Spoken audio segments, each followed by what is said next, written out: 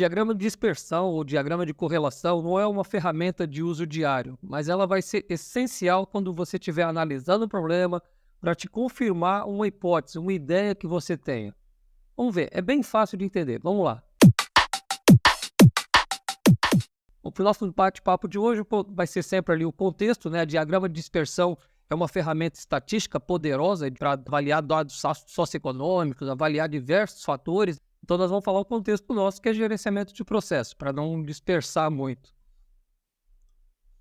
Vamos falar da definição. O que tem de definição ali que é importante para a gente entender o gráfico? Visualmente ele é muito fácil de entender, mas vamos falar com calma para a gente poder interpretar quando tiver esse gráfico pronto. Eu trouxe 2 exemplos, acho que é mais fácil de fixar a ideia de como construir esse diagrama de dispersão.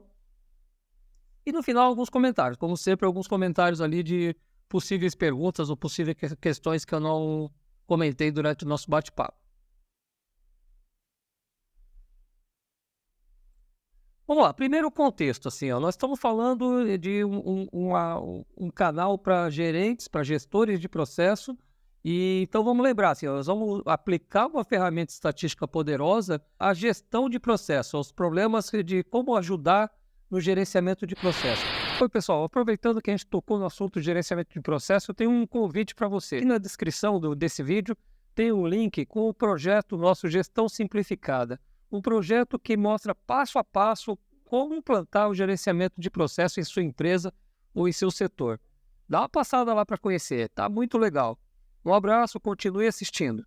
Então, só lembrando, eu tenho aqui, quando eu presto um produto, quando eu fabrico um produto ou presto um serviço, eu tenho por trás, vamos usar aqui aquela figurinha do diagrama de Chikawa, eu tenho diversos fatores agrupados em máquina, mão de obra, matéria-prima, método, que podem afetar as características desse produto, as características desse serviço. Então, mais uma coisa importante aqui que a gente vai usar é, sempre que eu tenho um processo, eu tenho indicadores de desempenho que medem essas características da qualidade do produto. Então, por exemplo, tempo de entrega, percentual de reclamação, percentual de devolução.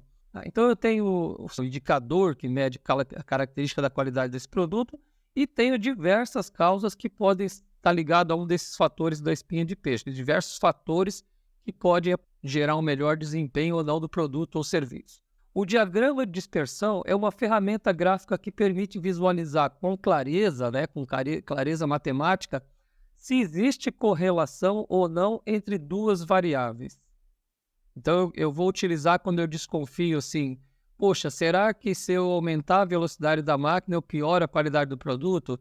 Será que se eu aumentar o tempo de cozimento de uma peça ou de um produto, eu vou melhorar a questão de devolução de pratos ou o que for, 2 variáveis. E aí, dentro desse contexto que a gente acabou de falar, eu vou poder aplicar em diversas situações dentro do processo, agrupado em três tipos, 3 possibilidades.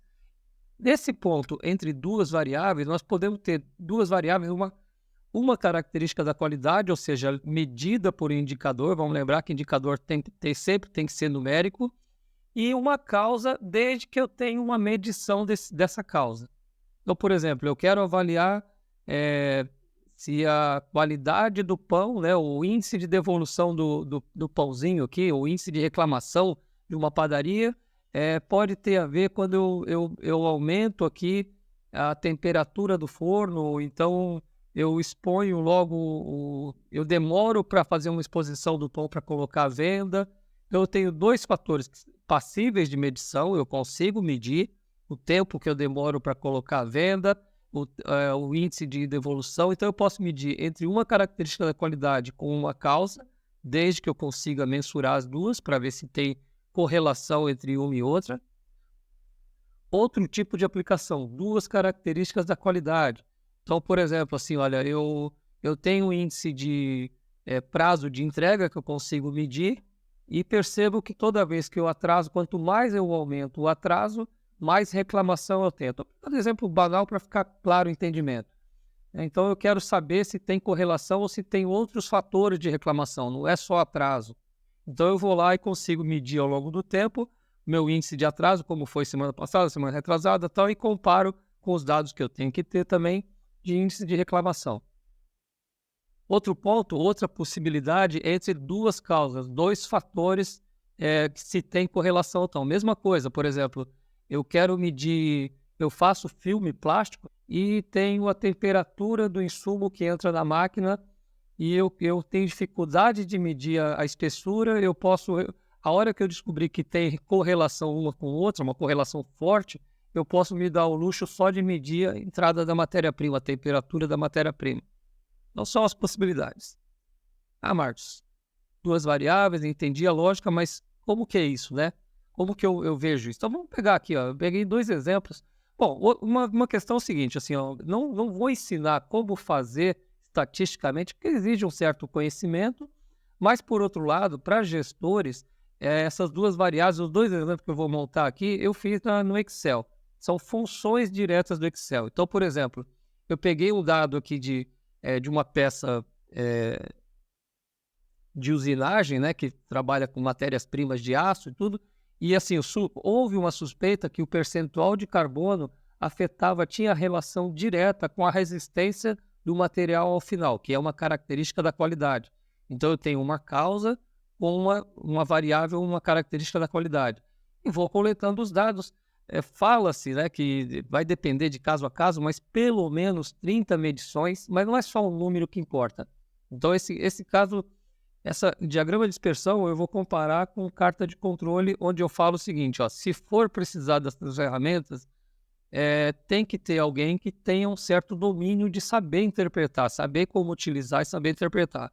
Um técnico, um tecnólogo, um engenheiro que saiba, não precisa ser conhecimento profundo, mas que saiba interpretar o que o Excel ou o que um MATLAB vai te fornecer de informação.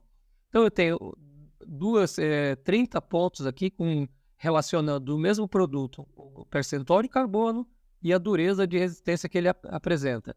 Com isso, se fosse fazer à mão, né, eu monto um gráfico que varia aqui, colocando a resistência do carbono, o mínimo de 41 e o máximo de 49, até como os dados me mostram, e o percentual de carbono, o menor valor percentual de carbono e o maior, para poder aproveitar na área do gráfico.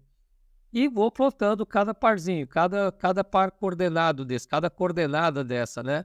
E quando eu plotar, eu vou perceber uma nuvem de pontos. Então aqui vamos lá. Essa ferramenta é matemática, mas ela te permite fazer uma avaliação visual também.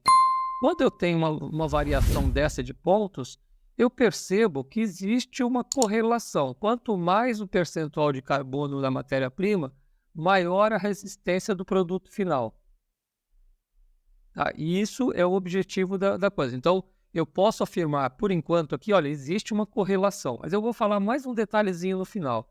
Eu posso pegar essa correlação, ela pode ser positiva, que é quando uma cresce, a outra cresce, mas ela podia dar uma nuvem de pontos mais nessa direção invertida aqui, que seria uma correlação negativa. Quanto maior um, menor o outro. Agora, se ele desse um conjunto de pontos sem demonstrar uma tendência, um alongamento, eu falaria assim, ó, não existe correlação. A minha hipótese caiu, não existe correlação. Eu não posso relacionar essas duas variáveis.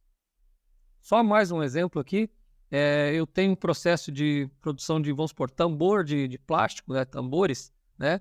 E eu tenho dois tipos de variáveis. Um que está ligado à causa, à pressão que eu uso para injetar o produto, por exemplo, e eu tenho também um índice de defeitos, que o controle de qualidade vai lá e faz e mede isso. E eu suspeito que se eu controlar melhor a pressão, eu diminuo o índice de defeito. Mas para isso eu preciso ver se tem correlação entre os dois. Então eu vou medindo, coleto no mínimo 30, como pego uma orientação, alguém para falar o que é suficiente, eu tenho que pegar além de quantidade, eu tenho que pegar uma amostragem que haja variação de matéria-prima, de mão de obra. Então tem outros fatores. É importante ter alguém com conhecimento estatístico aplicado ao processo aqui, para essa ferramenta, né? Então eu tenho, para a pressão de 8,6 bar, eu tenho 0,88 de percentual, né, de índice de defeito, e com isso eu consigo traçar. Eu faço meu gráfico, o Excel faz automático, não se preocupe com isso, é bem simples. Vai de 0,88 a 0,94 no máximo o índice de defeito, e pressão vai de 8 a 9,6. Com isso eu consigo plotar os pontos e consigo perceber que tem uma correlação. Mas nós estamos dentro de uma ferramenta matemática, então eu posso ter mais precisão nisso.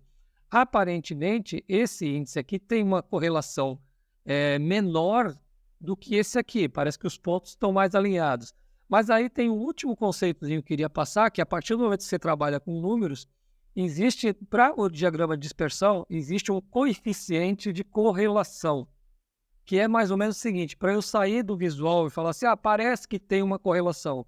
Então, esse coeficiente de correlação é uma estatística que mede o grau de associação, se existe uma correlação forte ou não. E quando eu calculo esse coeficiente, ele pode variar de -1 a +1, que significa o quê? O +1 significa que ele é uma linha perfeita. Existe, ou seja, esse daqui provavelmente não vai ser +1. Se eu tivesse uma correlação aqui linear total, com todos os pontos alinhados, ele daria positivo número 1. Se eu tivesse uma linha reta aqui, todos os pontos alinhados, né, uma posição invertida aqui, ele teria o coeficiente -1. Né? E o que significa o zero? Ele não tem correlação nenhuma, teria uma distribuição de pontos totalmente independente uma da outra. Tá? Nesse caso aqui, como eu tenho os dados, eu calculei aqui, ó, deu 0,78, 79 de correlação. Existe uma correlação boa, forte. Tá? Nesse caso aqui, eu tenho uma correlação de 0,59, 0,587. É uma correlação média. Então, por isso que eu falo, na hora de interpretar, tem que ter gente conhecendo o processo e gente sabendo o significado dessa ferramenta. Mas ela te dá uma noção, e quando eu tiver uma correlação forte é acima de 0,8. 0,8, depende de cada caso. Quando eu tiver uma correlação forte, eu posso passar a medir uma variável e não medir a outra. Eu posso regular uma causa para ter garantia de que a característica vai ser boa. Então, é uma das ferramentas, é uma das 7 ferramentas da qualidade. Aqui os comentários gerais, assim, ó. Bom, a vantagem dessa avaliação eu acabei destacando, mas só vou enfatizar para a gente fechar. Eu aplico essa ferramenta quando eu desconfio de que existe uma correlação, então para confirmar ou não, e quando eu confirmo, eu consigo ter ganhos, né, ou redução de perda, ou redução de medição, de custo de medição, para não ter que medir uma variável difícil, que eu tenho dificuldade de medir, que o operador vai ter dificuldade, eu posso medir uma outra. Então, e também, é lógico, né, enquanto eu não faço isso e fico achando que tenho correlação e fico me preocupando em mexer numa variável para afetar a outra. A hora que eu confirmo que não tem correlação, esquece, tua teoria estava furada. Cuidado com a interpretação sem conhecimento, eu falei, mas vou enfatizar. É bom ter alguém que tenha noção do que o Excel está fazendo para você. A ferramenta é muito fácil de aplicar. Dá para ir mais aprofundado. Tem ferramentas de correlação que variam mais de duas, que relacionam mais de 2 variáveis, mas aí eu vou enfatizar.